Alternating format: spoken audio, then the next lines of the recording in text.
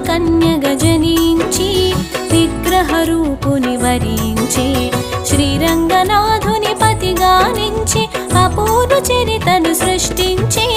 పవిత్ర వ్రతమును అనరించి